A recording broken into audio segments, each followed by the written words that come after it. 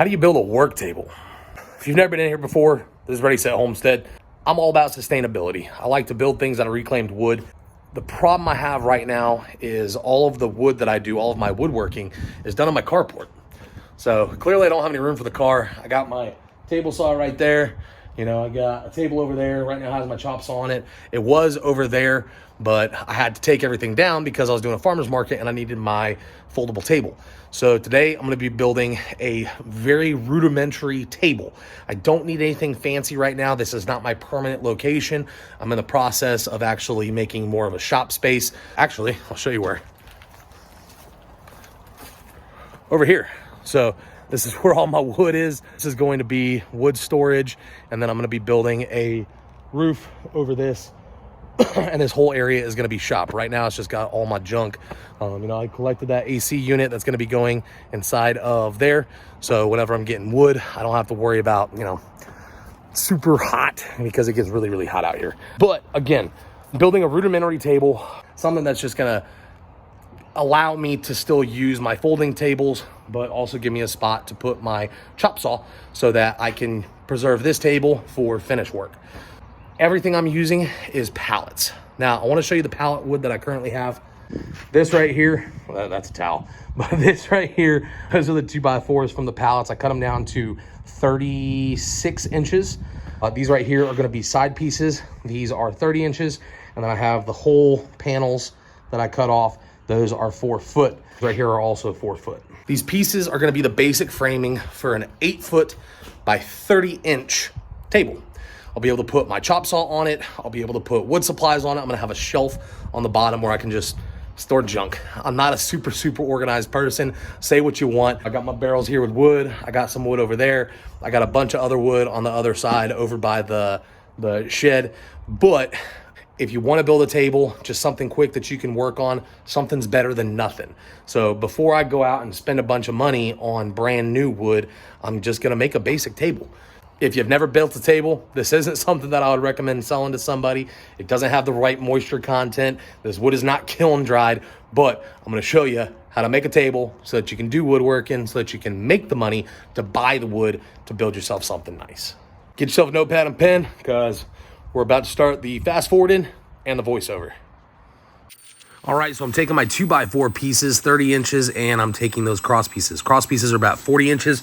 This is one side. So I just nailed in the top. Now I'm doing in the bottom part for the shelf. Once I'm finished with one side, I go ahead and move to the other. I like using the wood glue because it makes that permanent bond, as well as the brad nailer. I'm pretty liberal with the brad nails. They're pretty cheap. Once I'm done with both sides, I set it up and I start putting on the side pieces. Again, wood glue, brad nails. I'm just squaring it up with the actual boards themselves. I'm not using a square. Now in the center piece, I do put some cross pieces. I'm just gonna give that extra little bit of strength. You can do it if you want, you don't have to. I think it's great. The whole point of this table is to do it cheaply. It's to do it quickly. So right now in this build, excluding the initial tearing down the pallet, I'm about 30 minutes into this project. So, I mean, if you want to add tearing down the pallets, I tore down 2 pallets in about 5 minutes with a Sawzall. And then I cut them on the chop saw while I was talking with my wife on her lunch break. Give that another, I don't know, 5 minutes. So all in all, right now, I'm about 45 minutes into this project of an 8 foot by 30 foot table. Now, you can see it's not pretty. I'm not worried about the glue. I'm not worried about the nails sticking out. I'm not worried about the pieces being even things like this. I'm not worried about it.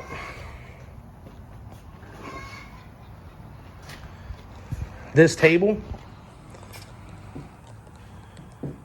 once I put the top on, it's gonna hold with what I'm using it for. I need to break down a few more pallets because I am running low on pallet wood. So I'm gonna break down a few pallets and we're gonna start putting the shelves, both top and bottom on. I will say if you're gonna do a table this long, do something like I did right here. It's just a piece in the middle because these pieces itself are not super sturdy by themselves, but once you start adding the braces, it's gonna add more stability. When I'm done, I will go back through. I'll probably just put 1 screw on each side just to really solidify that in, just because the brad nails, you know, they could pull out. However, I'm not really that worried about it. So let's go ahead and break down some more pallets. Oh, one thing I do want to say, before anybody wants to throw out there about measurements, y'all just saw me put this thing together. I want to show you the measurements on this table.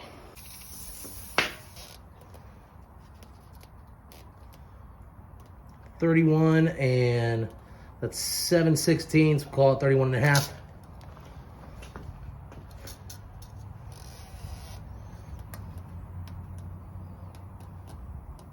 Oh, right there, 31 and a half.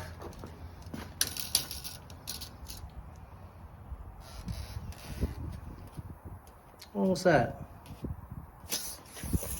31 and a half. Let's go ahead and check out this measurement long ways.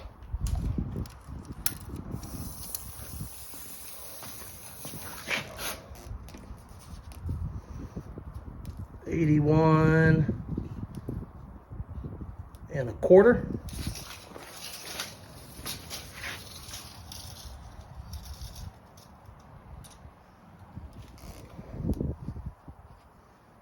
.81 and 3/8.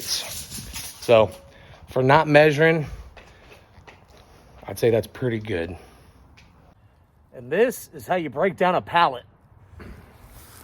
I highly recommend, if you're going to be doing something like this, to get yourself a corded Sawzall. Battery operated, the batteries just die too fast. Corded is much more powerful, but all you're doing is you're just cutting off the nails. Just cut straight down. You can see how I do this. The 2x4s are vertical, the rest of them are horizontal. I may move it around as needed, but for the most part, you just slice right through them. Some boards are easier than others. It just really depends on how it was built, but this one I just zipped right through. I hope that's enough, because that does get tiring. Some are easier to do than others. And it's hard to breathe in, but hey, keeps the dirt and stuff out. Let's go see what we got.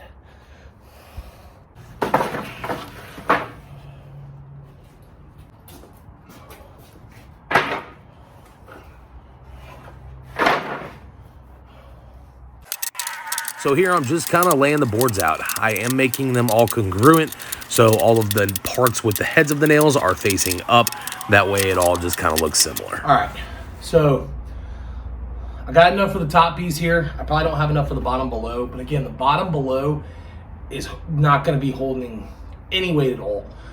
This bottom down here where my foot is, that's pretty much just gonna be for me to store junk. So when I'm working on something and it's late, or I gotta run and do something and I don't wanna put something away, I can just throw it down there so it's out of the way. So I'm not super concerned about that. What I am gonna do at this point, this is probably gonna take me the longest, is I'm gonna be kind of sorting through these, and I'm looking for differences. Like, you can see the thickness of this board versus this board. I do wanna try and get it as level as I can. I'm not worried about it being perfectly level. However, I don't wanna have these giant pieces like this next to something that's like this. This is not my level surface. I do have a table that is specifically used for that. This is primarily gonna be used to cut wood on. So I don't have to have it be level.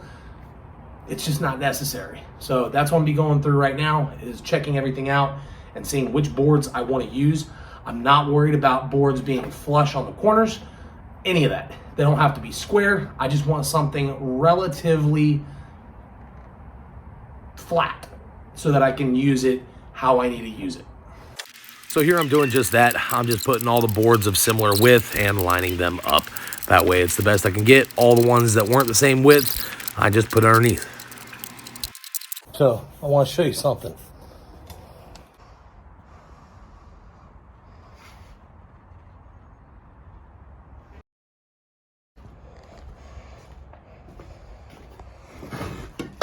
Oh.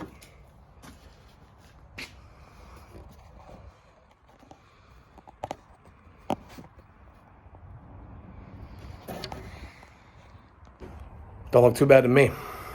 So now here's a little trick. I'm not gonna worry about gluing these down. I'm just gonna be stapling them in. There's a couple reasons I'm doing that. One reason is if one of these boards breaks, I only have to replace that one board. I don't have to worry about the wood glue that's bonded inside of it. So what I'm gonna use, I have this string. I used to have a chalk line. I don't know where the chalk line is, but I'm gonna use this string to run across so I know exactly where I need to be popping these in. So you can secure this string with a nail if you wanted. I'm just using the very end board. It's not going to be a perfect science, but it is going to make it pretty easy. You can always see a little bit in between the cracks depending on how tight it is, depending on how straight the boards are. But I'm pretty liberal with the nails again. The brad nails are not expensive, so I'm not worried about it. I do have to switch out quite often though. I put minimum 2. Most of them do have 3 or 4 brad nails in them, just because I really wanted to make sure that it is down. Gravity is going to do most of the work. Again, I'm not going to be using any kind of glue. This is just to hold it in place so it doesn't slide. It's not going to be holding any kind of weight in the direction that the nails would be coming out. Now, once I've finished with the brad nailer, so now we'll see the work underneath. This side, I missed a few spots, but as you can see, this is the only spot, wherever it's at right here. I missed a few, but the board is still down because I did extra.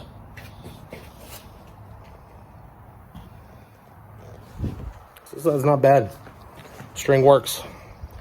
And let's go on the other side.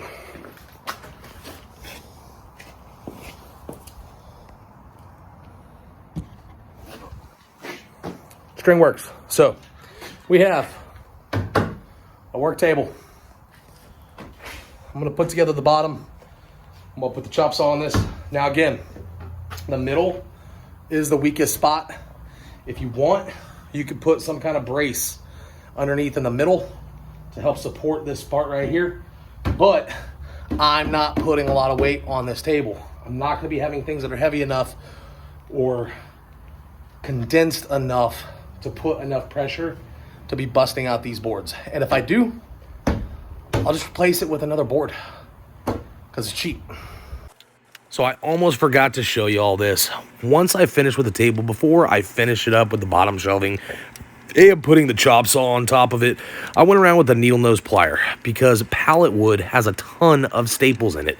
Now, as far as the actual work goes, this isn't a big deal, but the last thing you want to do when you're working on a project is set your forearm down or move quickly and catch a staple that you didn't know was there, cutting open your arm and bleeding all over your project.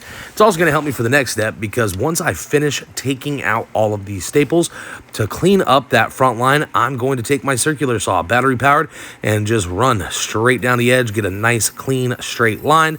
And of course, just like all battery operated tools, it died at the end. One thing I realized, I did make this, somewhat clean cut, but on the bottom, instead of nailing all these boards in, I need a better place for storage for my pallet wood. If you ask me, it's like a perfect place to store it. So I'm actually not going to nail anything in the bottom, and this is where I will keep all of my pallet wood to do my projects. So at this point, I gotta charge this battery, but let me show you what it looks like after we put the chop saw and everything together. We're gonna check out how much weight it holds.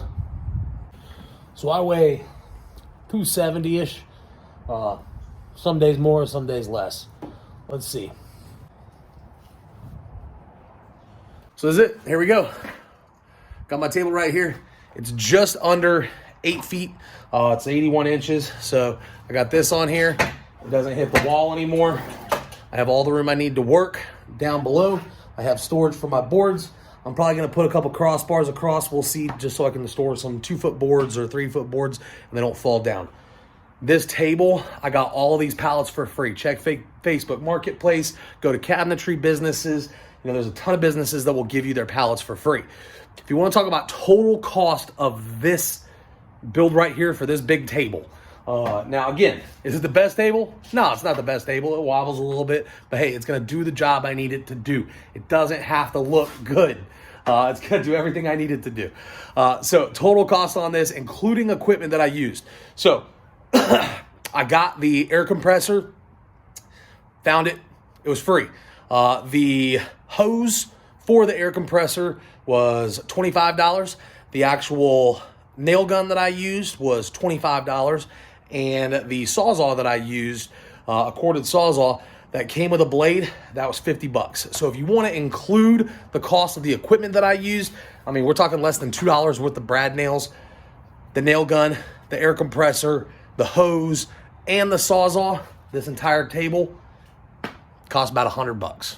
And that's talking about the equipment. The actual material itself was free. So get it done. Do what you got to do. It doesn't have to look pretty. Enjoy homesteading.